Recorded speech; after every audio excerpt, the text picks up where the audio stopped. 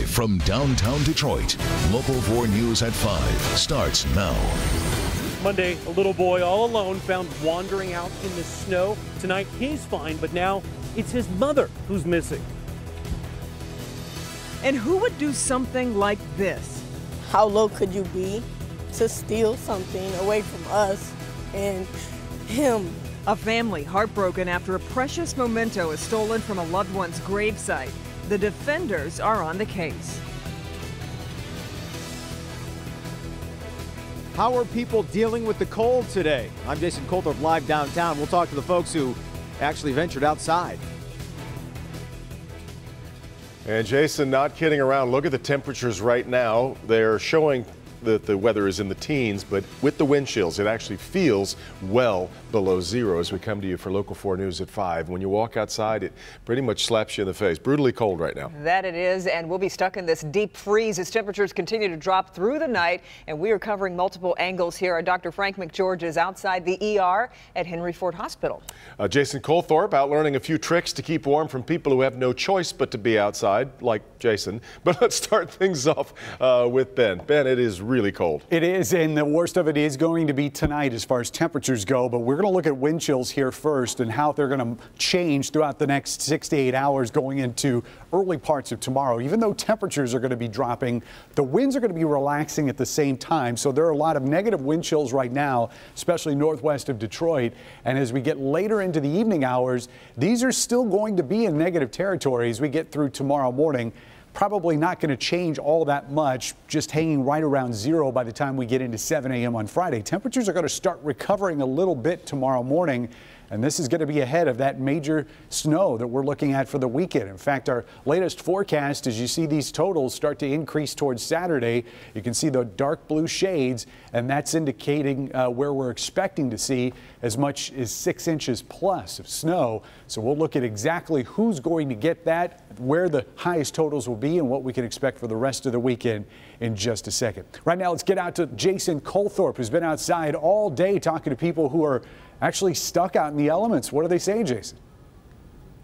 Well, Ben, a lot of people prepared, some better than others. And, you know, after yesterday being out in this, I took Devin's advice, long johns, thank you, sir. But a lot of people like me, a second pair of gloves, a second hat that you keep warm and break out once those other ones get cold. And other people, some good old-fashioned common sense, and that is lots of layers.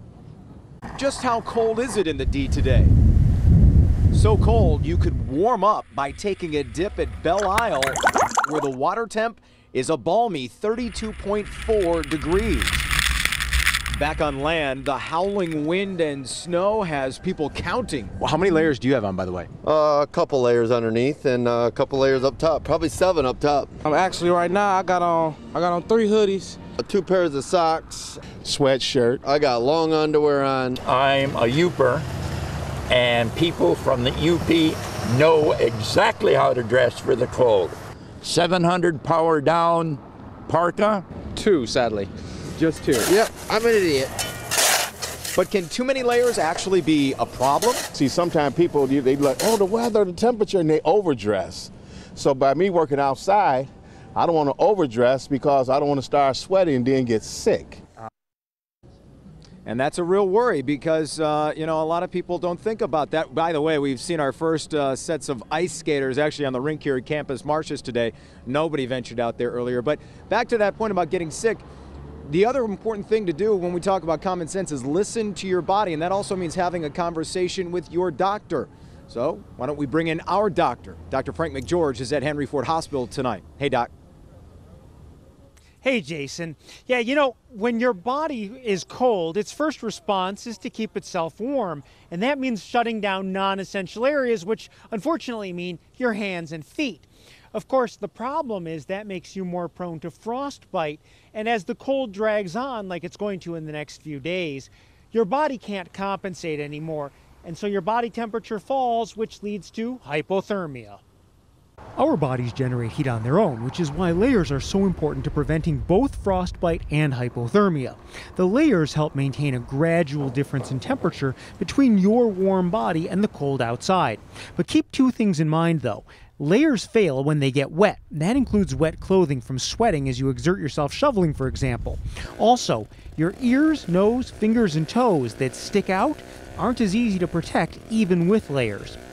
Two common things that put you at higher risk for frostbite is any prior frostbite and any vascular problems, even the ones related to high blood pressure or diabetes. At current temperatures, hypothermia can occur in hours if someone becomes unconscious outside, but it's more common in elderly people who are in poorly heated homes and aren't active enough to generate their own body heat. If you have elderly relatives or neighbors, check in on them. Now, another thing I've seen when it gets this cold are people that get caught unprepared in their cars. They think they're going from a warm garage to a warm car, then a warm house, for example. But if they break down or they're in an accident, the cold can get the better of them pretty quickly.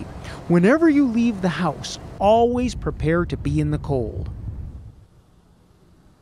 Yeah, that's an important point. And you know, I'm aware of at least one case already at a Henry Ford Hospital facility related to drug or alcohol use and hypothermia.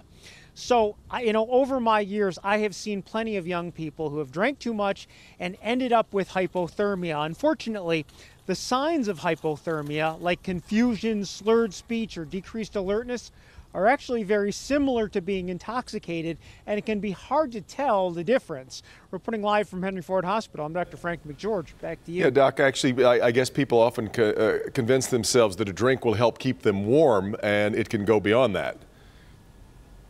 Absolutely. Drinking is the last thing you want to do in this kind of weather. First of all, it dilates. It opens up the blood vessels in your skin, meaning you're going to lose heat faster. It also obviously impairs your judgment, so you're going to be out in the cold longer. And you may feel warmer, but I guarantee you are losing body heat faster. Alcohol, worst thing in this kind of weather. Yeah, great advice. All right, Doc. Now, important to know that with this cold being as dangerous as it is, there are places to go warm up. Yes, we do have those places, and right now on clickondetroit.com, we have a complete list of warming centers all across southeast Michigan. You can find the link right on our homepage.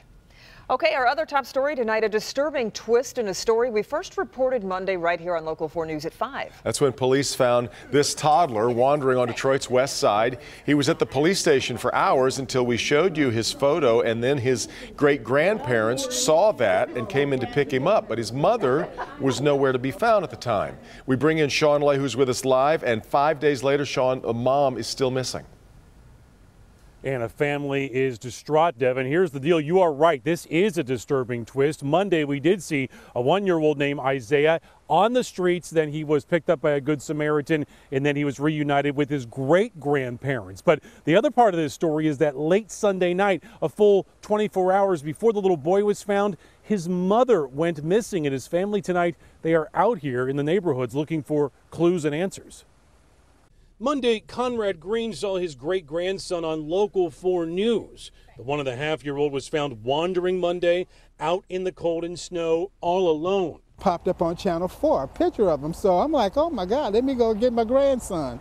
Little Isaiah is now safe, but there is more to this situation. Isaiah's mother is now missing. Nicole Smith and her son Isaiah were with her grandparents Sunday evening at their home near Plymouth and the Southfield Freeway. Both were due back at a transitional living home near Chicago and Schaefer. Then both mother and child disappeared. Isaiah found wandering Monday.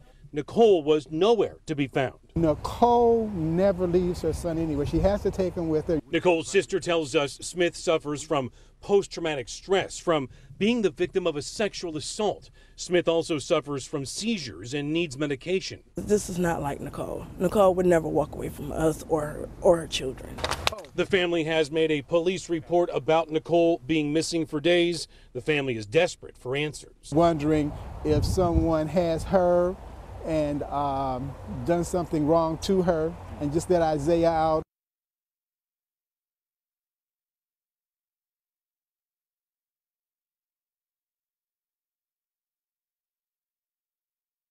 Yeah, the video just one of the things frozen this afternoon. It's our Sean Lay reporting. Nicole's family, though, says she has some health issues, and so that's why, in part, why they are so very, very concerned. And hopefully, that report will help lead to a sighting.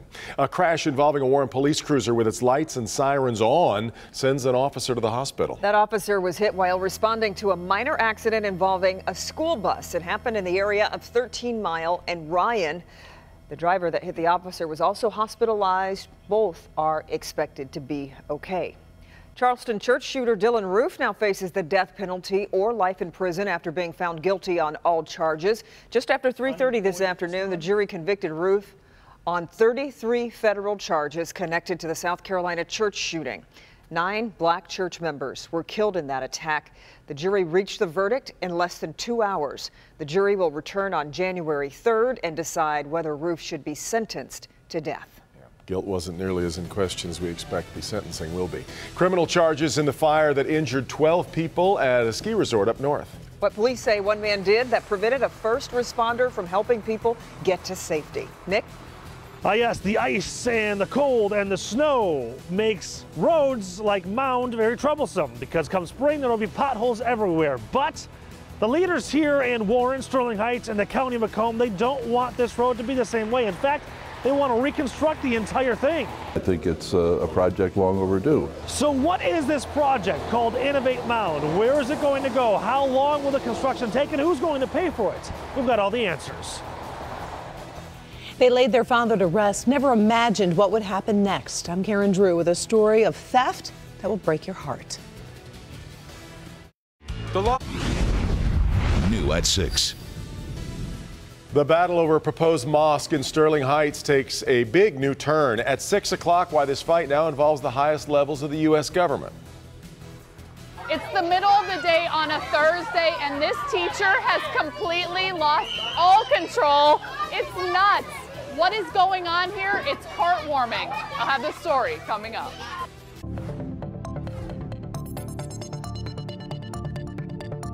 And now to a Defender's special investigation. A Detroit family is devastated. They say their father's gravesite was robbed of a sentimental lion statue. They want to know who would do such a thing to rob a gravesite that means so much to a grieving family. Defender Karen Drew has their story. Karen? Kimberly and Devin, this hurts on 2 different levels. The fact it happened and the fact that somebody may have planned to have this happen. The Sanders family visits their father's grave every single week. They have since he died 4 years ago. They say someone stole part of his tombstone over Thanksgiving weekend, and now they're heartbroken. He meant the world to me, and just losing that was just like losing another piece of my heart. 16-year-old Joelle Sanders is brought to tears talking about the lion statue being taken from her father's grave. Because he meant a lot, and that lion represented him, and it represented our whole family. Joe Thomas Sanders Jr. died 4 years ago. His wife Catherine and his 2 children, Joelle, 16, and Joe, 10, visit his grave at Forest Lawn Cemetery often. He was a lifelong Detroit Lions fan and the Lion Man to his family. The lion represents my husband, his pride, honor, courage, family, and also to overlook and protect not only him, but his mother, who's laying at rest next to him. The statue disappeared over Thanksgiving weekend. Catherine says it weighed more than 500 pounds and believes someone planned to steal it. This is somebody that just didn't jump the fence, take it off, and jump back over the fence. They had to come in and literally remove this. Plastic covers up the spot where the lion statue once sat. Extremely angry. You've disrespected not only my husband, but myself, his children, his family, the entire Sanders family, and all of his friends, and seriously the community in the city of Detroit. Catherine says she just wants it back. So do her children. Just really made me upset, and I wanted to find this person. How low could you be to steal something away from us and him? And this is a cemetery, so this is a place of peace and tranquility and love. And you come here to respect the dead, not to take away what we come here to see and remember him. Now, we did put calls into Forest Lawn Cemetery, and they tell us that they can't discuss information about families that it helps. Catherine did file a police report. The statue is worth about $1,800. So obviously an emotional value and financial as well. And you mentioned police. What did they have to say? You know, it's sad, but they basically said, you know, if you decide to replace it, you should probably get insurance. Which isn't, they just get punched in the gut again. So heartbreaking. Yeah. All right, Karen, thank you. All right, Ben steps in, and boy, we got issues. If the cold isn't enough for you today, wait until you look at what's coming just down the road. That's one way to put it, issues. Yes, yes. At least the temperatures will be warmer over the weekend. There you go. So we got that to look While for. you're out shoveling. Yeah, it won't be quite as frigid. But the wind speeds out there today, man, just take your breath away, literally. The wind speed still 14, 15 miles an hour right now at Metro, 17 the wind speed in Pontiac. They're all coming out of the west, not giving us any lake effect snow, so we're getting a break from that. But we will start to see the clouds break up again tonight, and that's going to allow temperatures to drop. So wind chills really are not going to change all that much, even though we expect the winds to relax. So currently we're at 5 below there in Pontiac. Feels like 2 above, which is one of our warmer spots right now at Metro. And 6 below is that wind chill in Monroe. Now let's start looking ahead to the weekend and see what we can see out here to the west. There is snow starting to form here in central Iowa. That's not exactly what we're expecting, though. Our snow is going to sort of develop out of the system that is moving our way on Saturday. We'll start in here by Friday night. Warm front lifts north of the Ohio Valley, starting to put some warmer air and also some more moisture into the state. Anything that falls around 6 o'clock on Friday night is probably not going to amount to much. It's really going to be after the sun goes down that we'll start seeing that accumulating snow. So if you've got Friday night plans, keep in mind you may get there fine, but depending on how late you're staying, getting home could be an issue because a lot of that accumulating snow is going to fall from about 11 o'clock through the early parts of Saturday morning. That's when things start to at least wrap up temporarily. The warmer air starts moving in, so any moisture left during the day on Saturday is going to be rain in the southern half and maybe a little bit of a mix, including some possible freezing rain there in the central part of the area. Then we get another burst of snow as we get into Saturday night to just sort of put some icing on the proverbial cake. Let's take a look now at our 4-zone forecast. These are the snow totals we're expecting for the entire event from start to finish. So anywhere from about 4.7 to close to 5 inches there downriver. Those numbers start going up in the northern section of our north zone, half a foot there in Troy, Southfield, and West Bloomfield. Lowest totals are going to be down near the state line, where I don't think we'll even get to 3 inches down here towards Morenci. And remember, you're going to see the warmest temperatures, and that's going to cut into those totals. So even if we see snow on the ground first, the rain is going to tamp that down. Here in our west zone, ranging from about 3.8 in Manchester, upwards of 6+ there in Flint, Milford, and Clarkston. Then you get over to the north zone, and this is where our highest totals will be. This will be all snow, and these numbers will be 7+, especially as you work your way into Sanilac County. And remember, that was one of the places that saw the least amount of snow from our last system. 3 above tonight, but wind chill still negative. We'll get up to a whopping 20 degrees tomorrow. Winds not quite as brisk as what we saw today. And then the warmest temperatures will be on Saturday at 35. Most of the forecast beyond that's looking dry, but colder again. Look at that goose egg on Monday morning. I mean, bookended by nasty stuff. All right. Yeah. Guy, what's coming up? GM announcing that it will begin testing its autonomous vehicle, a Chevy Bolt, on your public roadways immediately. That's the standard equipment, but very soon the driver will be optional. Wow, all right, Guy. But coming up first, criminal charges in the fire that injured 12 people at Boyne Highland Ski Resort. Next. Police in Harbor Springs said the man seen running from the Boyne Highland Ski Resort as a fire broke out has now been arrested. Just a bizarre story here. A 31-year-old man from Petoskey is charged with assault after investigators say he sprayed a fire extinguisher at a security guard while he tried to evacuate guests. The arrest comes after a witness said a guest set fire to his room, then fled. The fire's cause remains under investigation. 12 people were hurt. Civilian evacuations are happening today in parts of East Aleppo.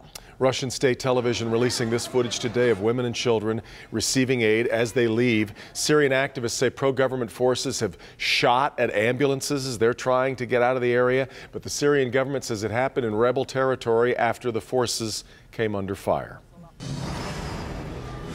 Donald Trump is protesting a new report claiming Russian President Vladimir Putin knew all along and approved of Russian hacking into the U.S. election. was an NBC report. President-elect Trump tweeted today, if Russia was hacking, why did the White House wait so long to act? Why did they only complain after Hillary lost? Meantime, more Democrats calling on Trump to give further details about how he's going to avoid conflicts of interest between the presidency and his current businesses. I think anything short of him never talking to his adult children again won't satisfy some of his critics, and there are many out there. So let's be fair. Today was supposed to be the day Trump laid out the details of separating from his businesses while in office, an announcement he has postponed indefinitely. New at 5:30. Do you remember that very long and very troublesome project over on Van Dyke, reconstructing the entire thing? Well, now they want to do the same thing over here on Mound. It is just an idea, though. So what's the idea? What's going to happen, and who's going to pay for it? It is freezing here in Detroit, and warming centers are quickly filling up. Tonight, what you can do to help make a big difference and help those in need. Working a cold case out in the cold weather. He's been shot. He's been shot in the head, and we have been seeking answers. Tonight, how a family is using a private investigator hoping to drum up more clues about the murder of their son. It's dinner time. Live from downtown Detroit, Local 4 News at 5:30 starts now. Killed over a cell phone, a promising young man's life taken. But the community isn't taking this news sitting down. It tops our news at 5:30 today. In the bitter cold, volunteers canvassed a neighborhood on the city's west side in hopes of catching a killer. 19-year-old Jamil Jackson was killed back in December of 2014. It's believed that he lost his life over a cell phone. Sean Lay following the story. It's been a long time ago now, Sean. Any clues in this case?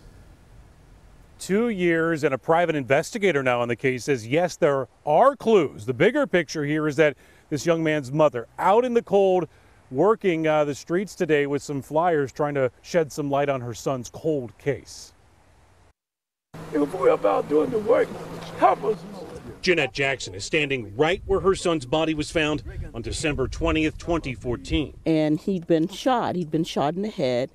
And we have been seeking answers from that day till this. We have been seeking answers. What happened to Jamil? Who did this to him? Nobody deserves to die for any reason. And today, nearly 2 years later, Miss Jackson and a team of community activists returned to the scene of the murder. I'm going down to the end of the block and come back this way. Tyler and Broad Street on Detroit's west side, trying to shed more light on what happened.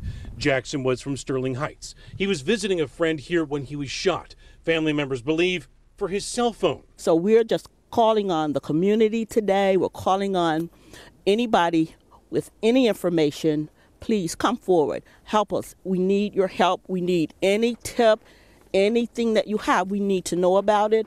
This is an active and ongoing investigation. While police need that tip to lead them to the killer, the family has been spending its own money on a private investigator out of Novi to help. For independent investigation for the past year, there are more people that know about this case. There are more and more people out here. And we won't go into the details about it, but we do know there's a lot more information that individuals out here know.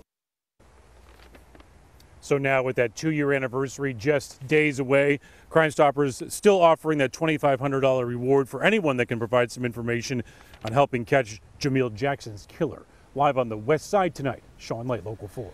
All right, Sean. Meanwhile, the second man convicted of killing Detroit firefighter David Madrigal will spend at least the next 10 years locked up. Christian Raznick was sentenced to 10 to 30 years in prison.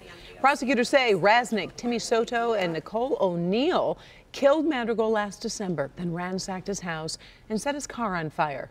Yesterday, Timmy Soto was sentenced to at least 40 years for Madrigal's murder. Nicole O'Neill will go to trial in early March. Yes, over here with Ben now. Cold is enough for all of us to deal with. That's been tough enough today. Dangerously cold, in fact, tonight. But then more fun coming our way. You got those muscles. Yes, get the action Get your going. legs into it. We had plenty of practice last weekend, and we're going to do it again. The good news is we won't see quite as much as we picked up last weekend, but the Well, that's about all the good news I've got on that front. But let's look at the wind chills as we get into what we're expecting for later on tonight, because those numbers are going to drop, and not a whole lot, but we will stay in negative territory as we get through the wind chills going into tomorrow morning. So expecting those to go negative, and then we'll start seeing those numbers rise as we head later on into the day on Saturday. Let me skip over here and show you what's going on currently. The wrong graphics up there. Negative wind chills currently, but here's how the temperature forecast is going to play out as we go into the upcoming weekend. Notice that these temperatures from Friday afternoon through Saturday are rising. We're going to get to the mid-30s during the height of this next storm, and then we're going to see those numbers drop going into Sunday. So even though the temperatures are rising, we're still going to get snow, and that arrives on Friday night. We'll talk more about those totals coming up in just a few minutes, guys. General Motors announcing today it will begin autonomous vehicle testing immediately on public roads in southeast Michigan. Get ready. The fleet of test vehicles is going to be built here as well. Guy Gordon live inside GM headquarters with one of those very test vehicles. Fascinating stuff, Guy. It really is, Devin and Karen. Take a look. This is the Chevy Bolt EV electric vehicle. We know that, but this is an AV. This is an autonomous vehicle. That's the hardware you're going to start seeing, especially if you drive around Warren. Why? Because the extreme weather that we curse is a blessing for engineers that want to make sure that in the future this meets all safety and reliability standards, no matter what the weather. General Motors is already testing the vehicle's sensors and onboard brain in San Francisco and Scottsdale. But GM CEO Mary Barra says Michigan is the ideal spot for a real-world test of this vehicle's ability to see and respond to road challenges on those days when snow obscures your vision and ice takes out the lines on the road. The announcement comes 1 week after the governor signed legislation regulating public road testing in Michigan. And following last week's signing of the SAVE Act, we will now expand our AV activities to public roads on the outskirts of our Warren campus. And within the next several months, we'll expand the testing to Metro Detroit. GM engineers will initially ride shotgun on every test AV to intercede in an emergency. But eventually, the vehicle next to you may be driverless. We're not going to predict a certain date or a certain point. We're going to continue to test and develop the vehicles until they've reached the level of safety they need to for us to feel confident that we can take the driver out. The test vehicles will be built at GM's Orion Township Assembly, the first mass production plant to produce AVs. They won't discuss volume or the number of jobs, but it is a positive endorsement and they hope a long-term arrangement. A real nice vote of confidence for the Orion plant. Now, they have also acquired a company called Cruise Automation recently. They make the sensors and the software that will make all of this work. Also, they have a $500 million investment in Lyft so that they got an on-demand autonomous network in the works, all for the day when that steering wheel you see there and the pedals beneath it are optional equipment. We're live from the General Motors headquarters. I'm Guy Gordon, Local 4.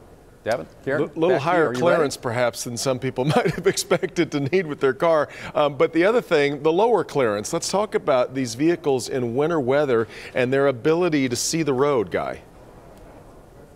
This is still very much in development. Carnegie Mellon has a Cadillac that's autonomous, and they say, look, when it is light or moderate snowfall, these cameras, these sensors can detect that and make the accommodations. But in a big blizzard, it perceives that heavy snowfall as a wall, an obstacle. That has to be worked out. They also have to figure out how the car will detect that we're on a slippery surface and make the necessary adjustments that we know all too few humans do when we have bad weather. Exactly right. We expect them to be much better than, of course, human drivers already. That's part of the point. Great stuff. All right, Guy. Well, there is a lofty construction project on the horizon that could have a very big impact on many of us. Macomb County leaders would like to completely redo Mound Road between 696 and Hall Road. But as Nick Monticelli reports, first, they've got to find a way to pay for it. With the snow, ice, and frigid temperatures, you know that come spring, Mound Road is going to be Pothole Boulevard. Patchwork and Band-Aids come every year, but those who work and live here say it's no longer enough. I think it's a great project. I have to drive Mound every day, every single day. And I've seen the millions of dollars that have been, from my perspective, kind of wasted on repairs and Band-Aids, and I think it's a project long overdue. Ron Lamparter owns a few properties in this area and says there is no doubt an economic boost will come if Mound is redone. People have to be able to get to their places of employment. And the faster you can move them from point A to point B, the better off they're going to be and the better off businesses along there are going to be. The proposal is a lofty one, estimated to cost about $150 million. County and city leaders want to completely reconstruct Mound the way Van Dyke was redone last year. This project would span between 696 and Hall Road. Leaders say there would be smoother roads with proper drainage, reduced congestion, and pedestrian-friendly features and more. But who is going to pay for it? That if we get money from That's what this stakeholders meeting was for today, a think tank, so to speak.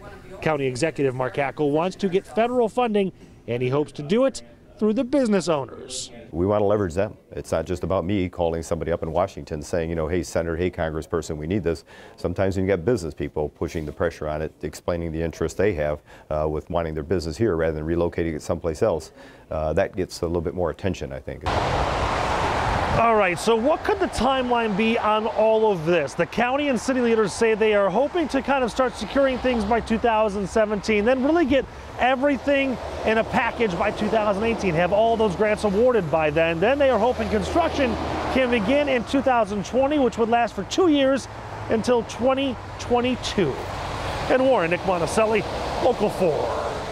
Macomb County leaders also say in the meantime they will continue to spend $3 to $4 million every year for road maintenance and repairs.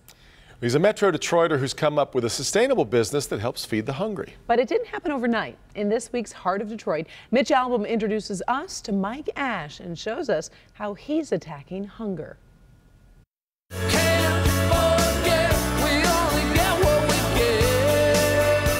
Doing good is in Mike Ash's blood, but it took him time to figure out just how to do it. I got out of high school and then I started working in tool and die. I moved to CNC machinist, and from then I was really interested in changing things. Mike soon realized that he wanted to change things for people in need, but he ran into a challenging problem. Doing good is not always a way to pay your bills. The original idea was for me to start making and selling granola bars and use the one donated for each one sold model. And I had hit a point in the process where it was either I have to change my manner of doing things or just stop. Mike was not about to stop. He started making Attack Hunger t-shirts. Each one sold provides 5 bundles of food for local shelters.